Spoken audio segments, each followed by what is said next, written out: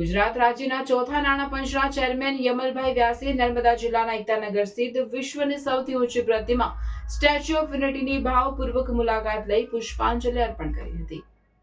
તેઓએ સરદાર સાહેબને પુષ્પાંજલિ અર્પણ કરતા જણાવ્યું હતું કે એકતા, સંકલ્પ શક્તિ અને રાષ્ટ્ર નિર્માણમાં આપેલા અમૂલ્ય યોગદાન છે। તેમણે જણાવ્યું કે સરદાર પટેલ ભારતની એકતા અને અખંડિતતાના પ્રતીક છે અને સ્ટેચ્યુ ઓફ યુનિટી દેશની નવી પેઢીને પ્રેરણા આપતું પ્રતિકાત્મક સ્મારક છે।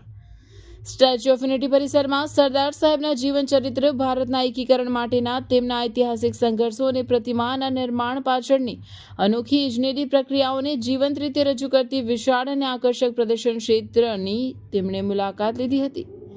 હૃદય સ્થળ વ્યુઇંગ ગેલેરી પરથી સરદાર સાહેબના સ્વપ્ન સમાન સરદાર સરોવર, નર્મદા ડેમ, વિંધ્યાચલ અને સાતપુડાની ગિરિમાળાઓ વચ્ચે વહેતી માં નર્મદાનો નયનરમ્ય નજારો નિહાળી તેઓ મંત્રમુગ્ધ બન્યા હતા।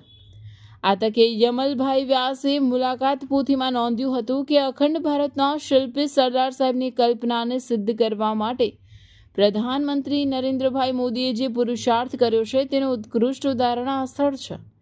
જ્યારે પણ આવીએ હૃદય ભરાઈ જાય છે। વિઝન, રાજકીય ઈચ્છાશક્તિ અને ગાઢ પુરુષાર્થ શું સિદ્ધ કરી શકે છે તેનું ઉત્તમ ઉદાહરણ સ્ટેચ્યુ ઓફ યુનિટી છે। ઝીણામાં ઝીણી વિગતોનો ઊંડો અભ્યાસ અને તેનું ઇજનેરી કામ એક ભાગ છે, પણ તેની જાળવણી માટે કાર્યરત ટીમનું જે કમિટમેન્ટ મેં જોયું તે ખરેખર અભિનંદનીય છે। ગુજરાત અને ભારતનું ભવિષ્ય શ્રેષ્ઠ હાથમાં છે તેની આજે વધુ એક વખત પ્રતીતિ થઈ। વધુમાં તેમણે જણાવ્યું કે હું 1.5 વર્ષ પછી ફરી વખત સ્ટેચ્યુ ઓફ યુનિટીની મુલાકાતે આવ્યો છું, ત્યારે અહીંયા જે વિકાસ થયો છે તે જોઈને હું ધન્ય થઈ ગયો છું। ગુજરાત અને દેશમાં આ પ્રોજેક્ટનું અને આ સ્થળનું શું મહત્વ છે તે વિદેશી પ્રવાસીઓથી માંડીને નિષ્ણાંતો માટે એક ઉદાહરણ બને તે રીતે સ્ટેચ્યુ ઓફ યુનિટીનું નિર્માણ થયું છે। એકતાનગરનો જે વિકાસ થયો છે તેમજ વિદેશને ટક્કર મારે તેવા પ્રકલ્પો ઊભા કરવામાં આવ્યા છે અને જે સ્વચ્છતા સારી જોવા મળી રહી છે। હું માનું છું કે દેશમાં બીજે ક્યાંય આવી સ્વચ્છ અને સુંદર જગ્યા વિકાસ પામી નહીં હોય અને હું આશા રાખું છું કે સ્ટેચ્યુ ઓફ યુનિટીની જે ટીમ છે, જે નિષ્ઠાપૂર્વક કામ કરે છે તે ખૂબ ખંતથી અને વિઝન સાથે કામ કરી રહ્યા છે। તેમને ખૂબ સફળતા મળશે, તેમને હું ખૂબ શુભેચ્છા પાઠવું છું અને આગામી વર્ષોમાં એકતાનગર ખાતે વધારેમાં વધારે પ્રવાસીઓ આવે તેવી હું શુભેચ્છા પાઠવું છું।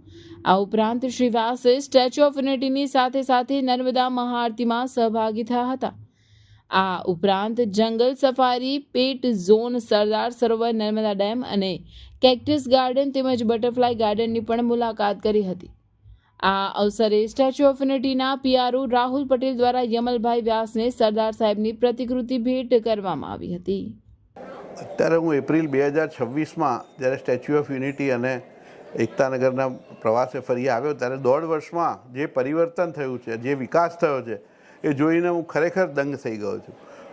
ગુજરાત અને દેશ માટે આ પ્રોજેક્ટનું અને આ સ્થળનું શું મહત્ત્વ છે એને દેશ અને વિદેશના પર્યટનકારીઓ હોય, પર્યટકોથી માંડીને અભ્યાસ કરવાવાળા લોકો, નિષ્ણાતો, આ બધાને માટે એક ઉદાહરણ બને એવું સ્ટેચ્યુ ઓફ યુનિટી બન્યું છે। એવી જ એકતાનગરના પૂરા જિલ્લાની જે વિકાસ થયો છે અને જે ઝીણવટપૂર્વક વિદેશને ટક્કર મારે એવા પાર્ક બનાવવામાં આવ્યા છે, એવા સ્થળ ઊભા કરવામાં આવ્યા છે અને જે સ્વચ્છતા મેન્ટેન થઈ રહી છે એ હું માનું છું કે દેશના કોઈ ભાગમાં આટલું સુંદર સ્વચ્છ કોઈ એક સ્થળ વિકાસ પામ્યું નહીં હોય અને હું આશા રાખું છું કે જે સ્ટેચ્યુ ઓફ યુનિટી ઓથોરિટીની જે ટીમ છે, જે નિષ્ઠાપૂર્વક કામ કરે છે, જે ખૂબ ખંતથી કામ કરી રહ્યા છે અને વિઝન સાથે કામ કરી રહ્યા છે એને ખૂબ વધારે સફળતા મળશે। હું એમને શુભેચ્છા પાઠવું છું અને આગામી વર્ષોમાં એકતાનગર જોવા માટે વિશ્વભરમાંથી લોકો વધારે ને વધારે આવે એવું હું એમને શુભેચ્છા આપું છું।